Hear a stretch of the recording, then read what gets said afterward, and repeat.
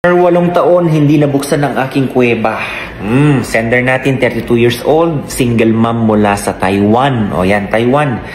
Mega shoutout po sa inyo lahat ng mga nanonood sa aking vlog po ha. Salamat sa panonood, Cubs. Ingat po kayo lagi dyan. Tulungan lang po natin itong kababayan natin na nahihirapan sa kanyang pakiramdam ngayon. Kung bakit daw ganyan yung pakiramdam niya. Ano bang pakiramdam niya, sir? Okay, nakausap ko po ito ha. Itong si ma'am, tao lang naman daw siya, nagmamahal at may pakiramdam. May naliligaw sa kanya na isang binata. Sa tingin niya, sincere naman, mabait, magalang at higit sa lahat, loyal. Okay, loyal. Ngayon itong si Boylet, naging boyfriend niya at hindi niya alam na magbabakasyon pala itong si Jowa sa Pilipinas. Okay, siyempre umalis si Jowa, pumunta ng Pilipinas, wala pa daw nangyari sa kanila yan kasi binramis niya pagbalik daw ng Taiwan, isusuko ang bata. To make the story short, okay, bumalik si Jowa mula sa pagkabakasyon, nasa Taiwan na. Last month, 1 buwan daw, Cubs, 2 beses may nangyari pa lang sa kanila. Pero bakit daw ganun ang kanyang pakiramdam? Ano yun, sir? Yung feeling niya sa kaloob-looban ng kanyang kuweba, napakakati. Yung feeling niya, parang pakiramdam niya, gusto niya lagi may mangyari. Shout out kung may mga kababayan tayong ganito ang nararamdaman. Okay? Pati siya, kamot ng kamot sa kanyang kifi. Sabi niya, sir, normal lang ba ang ganitong pakiramdam? Bakit ganun? Okay. Eto, Kabsa, nai-advise ko na rin ito sa kanya.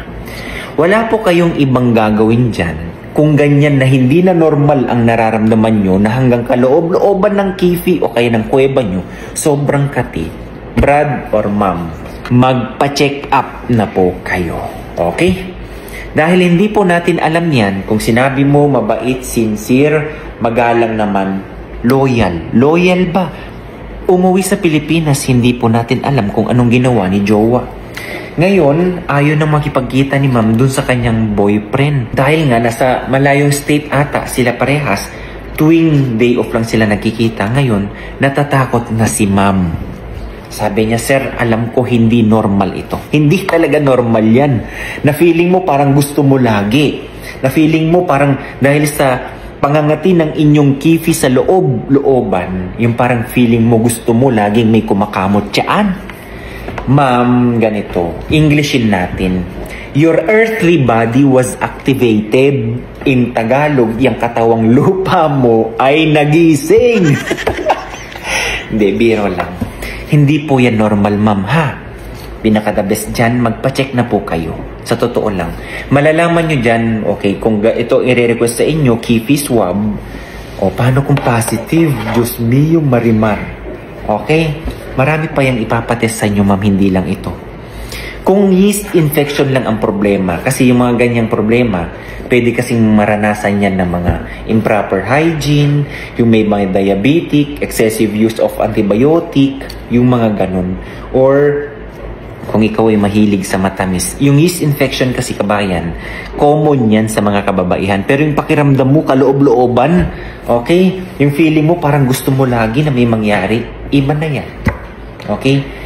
Magpa-check po ha. Yan lang po ang okay. Ikaw nanonood ngayon, sige nga, anong ma-advise mo kay ma'am? Baka naman isipin mo, baka bogli na bogli lang si ma'am. Hindi po natin alam kung anong nangyayari dun sa boylet niya. Ano bang ginawa sa Pilipinas? Sige nga. Bakit yung pagbalik? Sabi niya, after daw ng 2 beses may nangyari sa kanila, nagiging iba na yung pakiramdam ni ma'am. So, si ma'am ba ay talagang siya ang may, o kayo nang bahala dyan, ha? So, ang sa akin lang naman, bumisita sa doktor para magawan siya ng analysis. Yun lang. Malalaman na dyan, kabayan, kung yan ba ay bogli na bogli o may itinransfer na sakit itong si Boylet. Okay? God bless everyone. Alagaan niyo pa yung kalusugan niyo, ha?